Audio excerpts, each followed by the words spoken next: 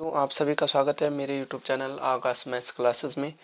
और आज मैं आपके लिए लाया हूँ क्लास 10th का प्रश्नावली 2.2 का पहले प्रश्न का 5वां भाग। ठीक है, यहाँ पे हमें ज्ञात क्या करना था। मैंने पिछले वीडियो में आपको भी बताया है कि वहाँ पे हमें बहुपद दिया है ये, और इसके शून्य ज्ञात करने हैं और इनके बीच का संबंध भी ज्ञात करना है। तो चलिए इसको सरल करते हैं। ये बहुत आसान है। हमारे पास है t² - 15 है, इसके हमें शून्य ज्ञात करने हैं। ठीक है बच्चों, तो यहाँ पे हमें ज्ञात करने हैं। तो हमारे पास कितना हो जाएगा, ये हो जाएगा t² चला जाएगा, -15 चला जाएगा, +15 हो जाएगा, बराबर में जाएगा। बट वहाँ पे हमारे पास क्या है, दूसरी कंडीशन क्या है, हमारे पास है कि जब हमारा स्क्वायर बराबर में जाता है तो प्लस माइनस और रूट में परिवर्तित हो जाता है। तो यहाँ पे हमारे सिंपल से शून्य क्या हो जाएंगे, एक तो प्लस हो जाएगा √15, सॉरी लगाते नहीं हैं पर मैं आपको समझाने के लिए लिख रहा हूँ, और -√15 ये हो जाएगा। तो प्रश्नानुसार क्या हो जाएगा कि ए, बी और सी है हमारे पास दिया हुआ। ठीक है, अब हमें यहाँ पे इसके शून्यकों की सत्यता की जांच करनी है। तो ए बराबर तो दिया है 1, ठीक है, बी बराबर हमारे पास आया 0, ठीक है, और सी बराबर कितना है, माइनस का √ कितना 15 आया। ठीक है, माइनस का कितना हो जाएगा हमारे पास, माइनस का 15 ये हो जाएगा। ठीक है, तो ये तो बराबर में था 0। अब यहाँ पे हमारे पास है कि हमें शून्यकों की योग, ठीक है, ज्ञात करना है शून्यकों का योग।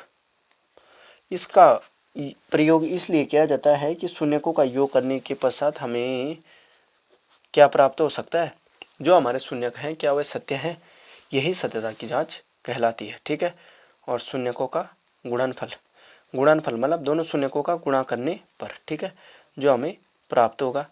तो गुणनफल बराबर होता है C/A। तो -b कितना है, 0 है, और a कितना हमारा 1 है। ठीक है, तो ये है हमारा 1, तो हमारा कितना हो जाएगा, ये हो जाएगा हमारा कितना, -1/0 बराबर कितना हो जाएगा 0। यही होगा ना, 1 का 0, 1 0 उनकी 0। और दूसरा है हमारे पास c कितना है, -15, और a है 1, तो ये कितना हो जाएगा, -15 हो जाएगा हमारा ये। ठीक है, गुणनफल और योग हो गया हमारे पास इतना। अब हम प्रश्नानुसार चलते हैं जो हमें ज्ञात हुई। ठीक है, कि हमारे पास क्या क्या ज्ञात हुआ था, हमारे पास था यहाँ पे शून्यकों का गुणनफल और योग। ठीक है, तो इसको हमें सिद्ध करने के लिए योग करते हैं। जो हमारे पास शून्य क्या क्या है, √15 प्लस का और माइनस का। ठीक है, दोनों आए, तो इसका मतलब कि उपर्युक्त कथन क्या हो जाएगा, सत्य हो जाएगा। ठीक है, सत्य है। तो यहाँ पे हमारे पास क्या हो जाएगा, दोनों का गुणनफल हो जाएगा। इन दोनों का गुणनफल करने पर हमारे पास कितना आ जाएगा, पहले योग करते हैं।